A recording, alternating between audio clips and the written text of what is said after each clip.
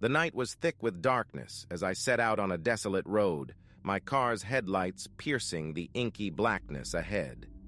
The asphalt seemed to stretch endlessly, disappearing into the void. The only sounds were the hum of the engine and the occasional rustling of leaves in the wind. It was the kind of eerie quiet that made my skin crawl. As I drove, an unsettling feeling settled over me, a sensation that I was not alone on this empty stretch of road. The forest that bordered the highway seemed to press in, its trees looming like silent sentinels. My grip on the steering wheel tightened as my imagination began to conjure shadows lurking just beyond the reach of my headlights. I turned up the radio, hoping the music would drown out my unease. Even the cheerful tunes couldn't dispel the creeping sense of dread that had settled in my chest. It was as if the very air was charged with an otherworldly energy, and the road itself held secrets it was reluctant to reveal. A flicker of movement in the rearview mirror caught my attention. I glanced back, my heart skipping a beat, but the road behind me was empty. I shook my head, attributing it to my jumpy nerves. Still, I couldn't shake the feeling of being watched, of unseen eyes following my every move. The road ahead seemed to narrow, the forest encroaching on either side. The trees loomed taller now, casting elongated shadows that danced on the pavement. My headlights flickered for a moment, plunging me into darkness before returning with a feeble glow. A chill ran down my spine as I realized how isolated I was, miles away from civilization. And then, as I rounded a bend, I saw her, a figure standing by the side of the road. My heart raced as I approached, my instincts urging me to keep driving.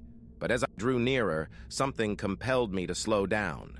She was a young woman, her clothes tattered and her expression vacant. Her outstretched hand trembled as if pleading for help.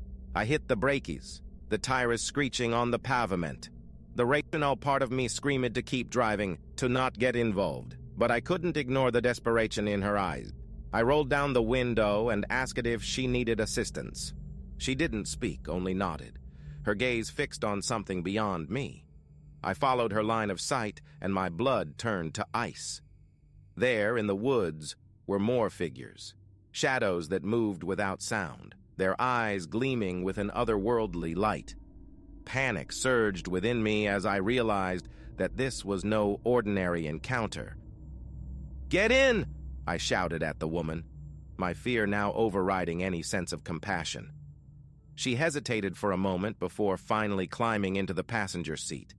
As soon as the door closed, I hit the gas, the tires spinning in my haste to escape. The road seemed to stretch endlessly, the forest closing in on all sides. I stole glances at the woman beside me, but she remained silent, her eyes fixed on something beyond the window. My heart pounded in my chest as I prayed for the safety of the city lights on the horizon, and then, with a bone-chilling whisper, she spoke, her voice no longer human. "You can't escape them. They're always watching, always waiting." I risked a glance out the window and saw them. Shadows that darted among the trees, their forms shifting and contorting. The forest seemed alive with a malevolent energy, as if it hungered for something beyond my comprehension. As the city lights grew closer, I felt a mixture of relief and terror. The woman's warning echoed in my mind, a haunting reminder of the night's horrors. I dropped her off at a nearby gas station, not daring to look back as I sped away. Now, as I recount this tale, I can't shake the feeling that those shadows are still out there, lurking in the darkness, waiting for their next victim. The memory of that night drive haunts me, a reminder that there are things in this world that defy explanation, that exist beyond the realm of understanding. The road stretched out ahead of me, a ribbon of asphalt cutting through the darkness. The moon was a mere sliver in the sky, casting an eerie glow over the landscape. I was alone on this desolate stretch of highway, the only company the low hum of the engine and the distant rustling of leaves. As I drove, a sense of unease settled in the pit of my stomach. The surrounding forest seemed to close in, the trees leaning over the road like gnarled sentinels. Shadows danced in the corners of my vision, and I couldn't shake the feeling that I was being watched. I turned up the radio, hoping the music would drown out my apprehension. But even the familiar tunes couldn't dispel the growing sense of dread. The road seemed to stretch endlessly, disappearing into the blackness ahead. My headlights caught a figure up ahead, a hitchhiker standing by the side of the road. My initial instinct was to keep driving, to ignore them and press on. But a twinge of guilt gnawed at me, and I found myself hitting the brakes. As I pulled over, the hitchhiker approached, their face obscured by the shadows. They looked disheveled, their clothes worn and dirty. I hesitated for a moment, then rolled down the window. "Need a ride?" I asked. Their voice was soft, barely more than a whisper. "Yes, please, thank you." I unlocked the door, and they climbed in, the scent of damp earth and something musty filling the car. I glanced at them briefly, and my heart skipped a beat. Their features were indistinct, as if shrouded in mist, but I brushed it off as a trick of the light and focused on the road ahead. We exchanged small talk, and I learned their name was Alex. They spoke vaguely about traveling and finding their way.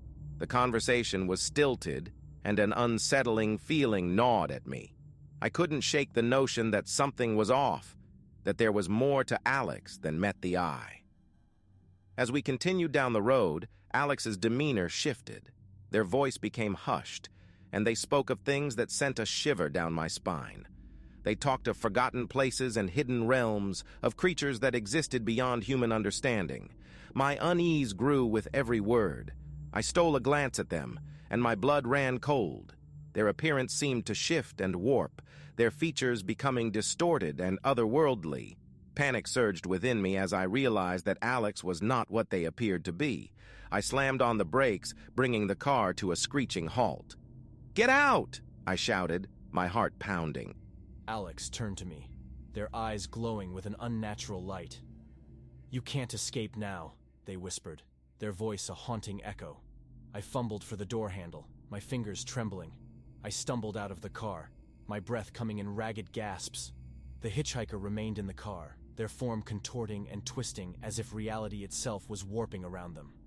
Without looking back, I ran down the road, my footsteps echoing in the silence.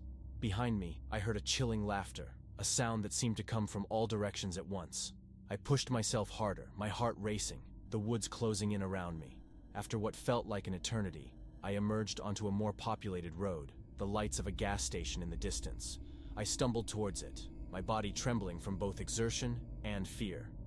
I burst through the doors, gasping for breath, and collapsed at the counter. The attendant looked at me with concern, and I managed to stammer out a few words about the hitchhiker, but when we returned to the spot where I had left my car, it was gone. There was no sign of the mysterious figure, no trace of the unsettling encounter. To this day, I can't shake the memory of that night. The feeling of being in the presence of something otherworldly, something malevolent, still haunts me. And whenever I drive alone at night, I can't help but glance in the rearview mirror, half expecting to see a distorted figure lurking in the darkness.